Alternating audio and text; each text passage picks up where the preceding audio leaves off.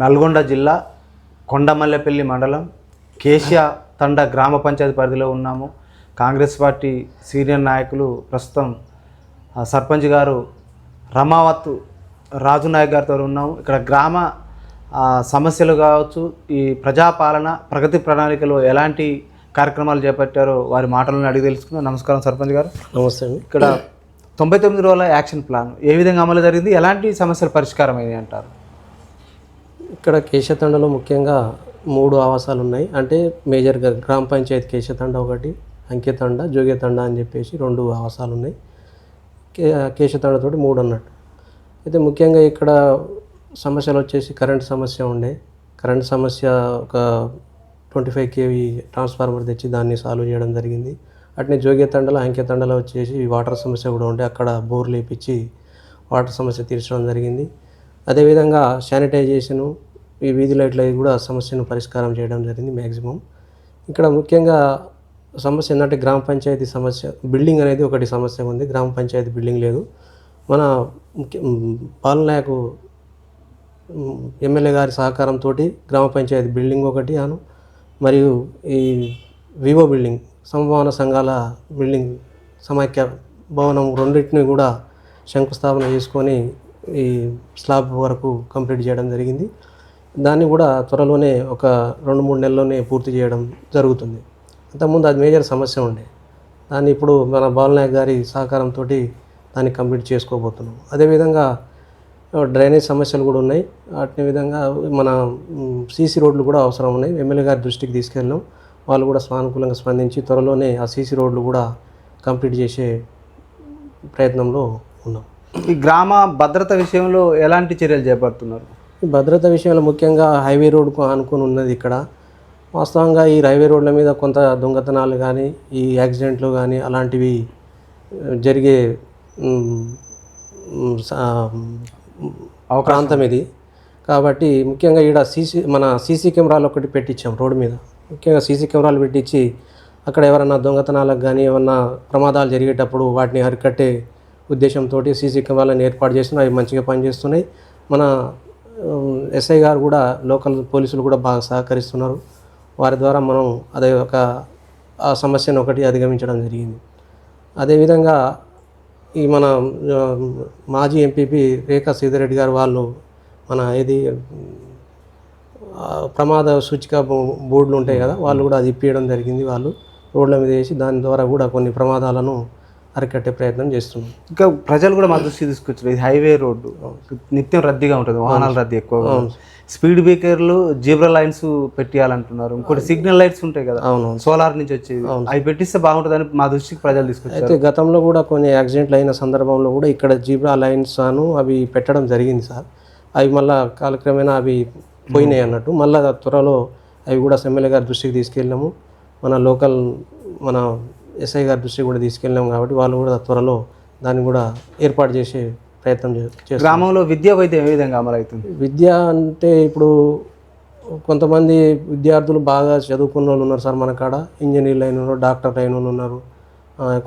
మన కానిస్టేబుల్ అయిన వాళ్ళు ఒక 3-4 పై స్థాయికి వెళ్ళారు. అంటే ఇప్పుడు కొంతమంది యువత అనేది ఇప్పుడు ఒక 18-19 సంవత్సరాల యువత కొంతమంది చెడుదారి పట్టొద్దు, వాళ్ళకు ప్రత్యేకంగా ఒక ఆలోచన చేస్తున్నాం. ఇక్కడ లైబ్రరీ అనేది ముఖ్యంగా ఆలోచన చేస్తున్నాం సార్.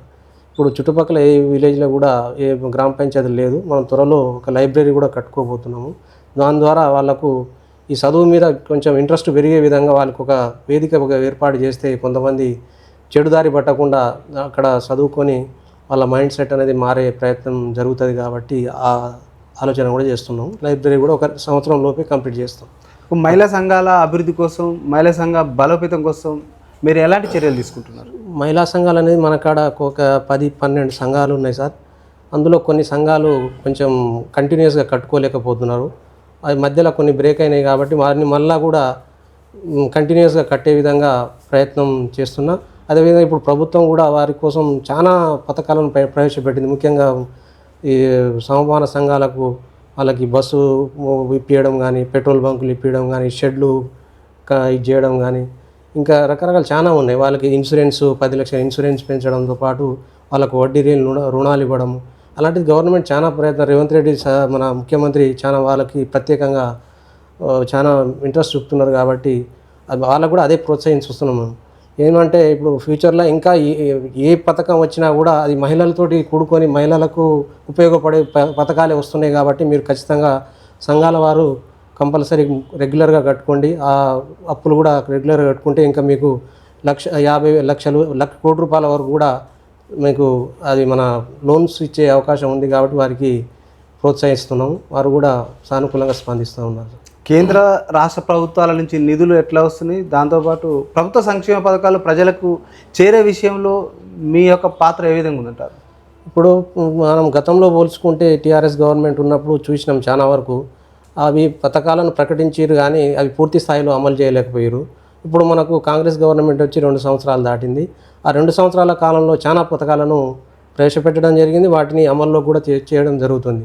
అందులో కొన్ని రైతు రుణమాఫీ అనేది 2 లక్షల వరకు జరిగింది. చాలా వరకు 95% రుణమాఫీ జరిగింది. దానివల్ల రైతులకు చాలా పెద్ద ఊరట అనేది కలిగించింది. అదేవిధంగా ఇందిరమ్మ ఇండ్ల విషయమే కానీ ఇందిరమ్మ ఇండ్లు కంటిన్యూ అవుతున్నాయి, ఇంకా మళ్ళీ సెకండ్ ఫేజ్ రాబోతున్నాయి.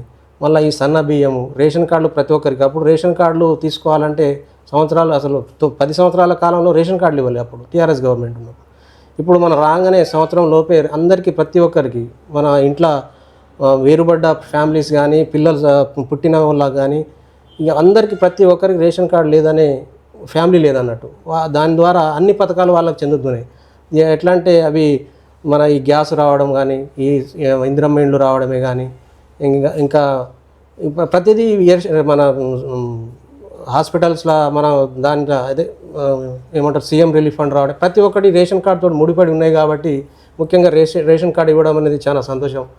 ఎందుకంటే ప్రతిదీ ఇప్పుడు ఇవాళ రేపు మామూలు ఇప్పుడు పేదవాళ్ళు ఏం ఆశిస్తారు, వాళ్ళు మామూలుగా వైద్యం ఒకటి, రేషన్ ఒకటి, అది ఉంటే కొంచెం వాళ్ళు బతకడానికి అవకాశం ఉంటుంది. కాబట్టి ముఖ్యంగా మెయిన్ రేషన్ కార్డు కాబట్టి అందరికి ప్రతి ఒక్కరికి రేషన్ కార్డు అనేది ఇవ్వడం జరిగింది. దానివల్ల చాలా సంతోషాన్ని వ్యక్తం చేస్తున్నాం. ఇప్పుడు ప్రజెంట్ ఇక్కడ ప్రజల నుంచి ఎలాంటి ఫిర్యాదులు వస్తున్నాయి, ఆ ఫిర్యాదుల పరిష్కారానికి మీరు సర్పంచ్గా ఎలాంటి చర్యలు చేపడుతున్నారు?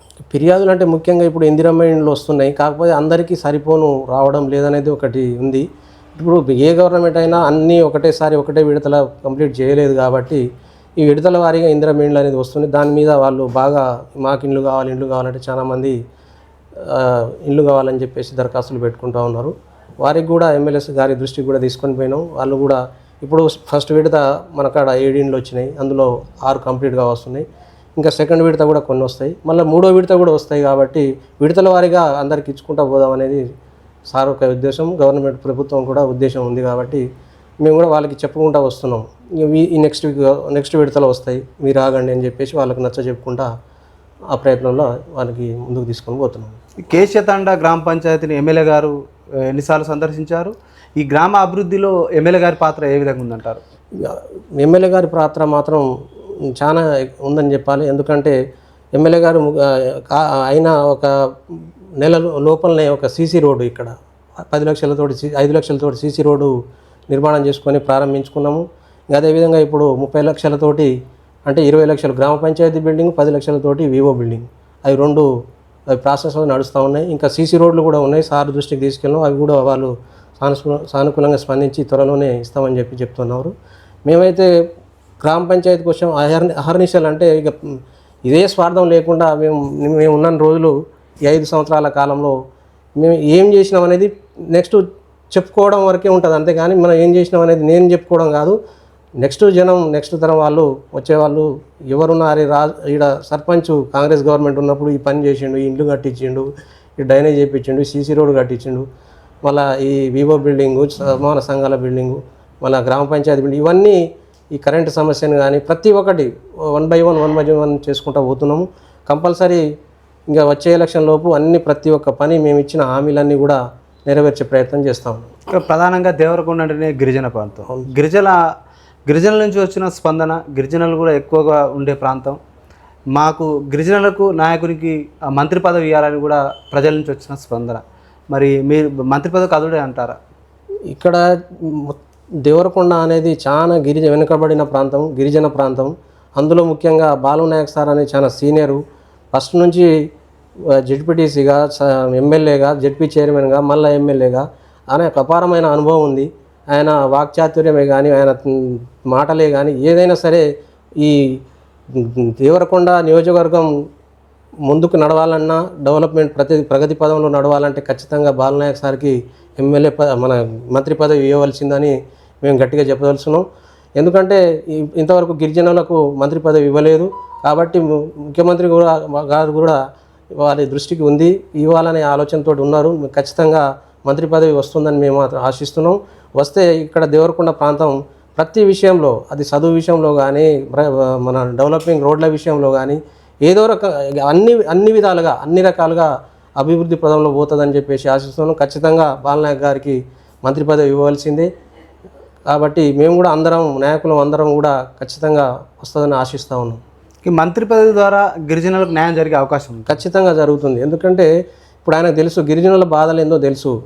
ఇక్కడ దేవరకొండలో ముఖ్యంగా బాల్య వివాహాలు జరిగేవి, అప్పుడు ఆడపిల్లలు అమ్ముకునే సందర్భాలు ఉండేవి. అలాంటి గిరిజన ప్రాంతంలో కొండల్లో గుట్టల్లో వ్యవసాయం చేసుకునే ప్రాంతం ఇక్కడ.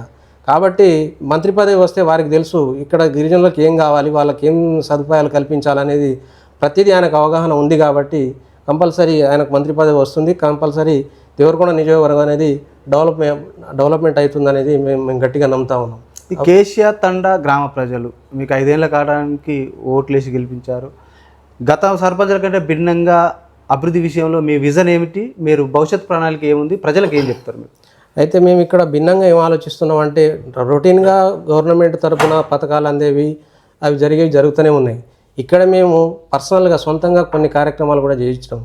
అవి ఏంటంటే, ఇప్పుడు గ్రామ పంచాయతీలో ఏదన్నా చిన్న ఒక ఫంక్షనో, లేకపోతే ఒక బర్త్డేనో, లేకపోతే ఏమన్నా ఎంగేజ్మెంట్ ఫంక్షనో, లేకపోతే ఒక చనిపోయిన ఏమన్నా దినాలకు సంబంధించి అలాంటివి జరిగినప్పుడు వాళ్ళకు కొంత ఏది టెంట్ సామాన్లు అనేది ఉంటుంది కదా, వాళ్ళకు ఈ టెంట్లు కుర్చీలు వాటికి సంబంధించిన ఆ మెటీరియల్ అనేది నేను ఇప్పుడు పర్సనల్గా ఒక 2 లక్షలతోటి ఆ పర్సనల్గా మెటీరియల్ అనేది ఇప్పించిన. ఇది ఒక 4 సంవత్సరాల నుంచి క్రితం నుంచే జరుగుతుంది. 4-5 సంవత్సరాల నుంచి నేను ఎంపీటీసీగా ఉన్నప్పుడు, గతంలో ఉన్నప్పటి నుంచే ఆ స్కీమ్ అనేది స్టార్ట్ చేసినాం అన్నట్టు. దాని ద్వారా వారికి కంపల్సరీ ఒక 4 నుంచి 5 వేల రూపాయలు వాళ్ళకు బెనిఫిట్ అవుతుంది. ఈ పర్సనల్ నేను చేసిందని వేరే ఎక్కడ ఏజీపీలో ఇలాంటి సదుపాయం లేదు. అదేవిధంగా ఇక్కడ ఆడపిల్ల పుడితే 2016, 3016 రూపాయలు, మళ్ళీ ఆడపిల్ల పెళ్ళి అయితే 2016 రూపాయలు కానుక, కళ్యాణ కానుక అని చెప్పేసి ఆడపిల్లలకు ఇట్లా వారికి నేను సహకారం చేసుకుంటూ వస్తూ ఉన్నాం అన్నట్టు. ఎక్కడైనా చనిపోయినప్పుడు కానీ ప్రతి ఒక్కరికి పిల్లలకు ఎవరైనా ముఖ్యంగా చదువుకునే వారికి కూడా సహకారం పర్సనల్గా చేసుకుంటూ పోతున్నాం. అంటే ఇవన్నీ పర్సనల్ అన్నట్టు. ఇట్లా ముందుకు పోతున్నాం. ఇంకా ఫ్యూచర్లో కూడా ఇంకా లైబ్రరీ కానీ ఇంకా కొన్ని ఉన్నాయి, ఇంకా చాలా ఉన్నాయి చేసేవి. అవి కూడా చేసిన తర్వాత ఇంకా ప్రజలే వారికి అర్థమైపోతుంది ఏం జరిగింది డెవలప్ అనేది కొన్ని రోజుల తర్వాత వారికి తెలిసిపోతుంది అన్నట్టు.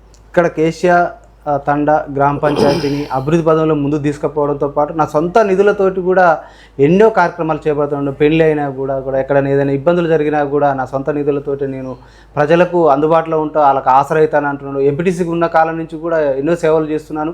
భవిష్యత్తులో కూడా నా సేవలు ఇలాగనే కొనసాగుతాయి, నా జీవితమే ప్రజలకు అంకితమని కూడా సర్పంచ్ గారు రాజునాయక్ గారు చెప్తున్నారు. మరో అంశంతో మరో గ్రామ పంచాయతీలో మీ ముందుకు వస్తుంది ప్రజావేదిక అని వచ్చాను. Okay sir. ఇంకా ఫ్యూచర్లో ఇంకా ఏం చేస్తున్నాం అంటే, ఈ రోడ్డు ప్రమాదాల దృష్ట్యా గ్రామ పంచాయతీలో కొంతమంది యువకులు చాలామంది తాగినప్పుడు సరే స్పీడ్ డ్రైవ్ చేయడం వల్లనో వారికి ప్రమాదాలు అయి చనిపోయే పరిస్థితి ఉంది. కాబట్టి వారి కోసము ఫ్రీగా హెల్మెట్లను డొనేట్ చేయాలనే ఉద్దేశంతో ఆల్రెడీ తెప్పించి పెట్టినాము. ఇప్పుడు ఒక 40 హెల్మెట్లు ఉన్నాయి, వారికి త్వరలో ఇవ్వబోతున్నాం ఫ్రీగా. అదేవిధంగా తండలకు సెంటర్ల అంటే చుట్టుపక్కల తండ కవర్ అయ్యేటట్టు ఎవరైనా దొంగతనాలు చేసినా, ఏదైనా గొడవ జరిగినా, ఏది జరిగినా కూడా ఎవరు దొంగలైతే త్వరగా పట్టుకోవడం కోసమో, లేకపోతే ఏదైనా సంఘర్షణ జరిగినా కూడా ఫలానాలు చేసిన గుర్తుపట్టడానికి సీసీ కెమెరాలు కూడా త్వరలో ఏర్పాటు చేయబోతున్నాం అన్నట్టు. ఇదంతా పర్సనల్గా చేయబోతున్నాం. ఇంకా ఫ్యూచర్లో కూడా ఇంకా చాలా కార్యక్రమాలు చేయబోతున్నాం. కంపల్సరీ గ్రామ పంచాయతీ అభివృద్ధికి కట్టుబడి ఉన్నాం. గ్రామ పంచాయతీ అభివృద్ధి చేసి చూపిస్తా అనే నమ్మకం ఉంది. కాబట్టి ఎమ్మెల్యే బాలనాయక్ గారి ఆ సహకారంతో ఇంకా ప్రగతి పదంలో తీసుకుపోతానని ఆశిస్తూ గట్టి అయితే నమ్మకం అయితే ఉంది నాకైతే, ఆ నమ్మకం. Okay sir, thank you sir. చూస్తున్నానండి మీ ప్రజావేదిక నుంచి.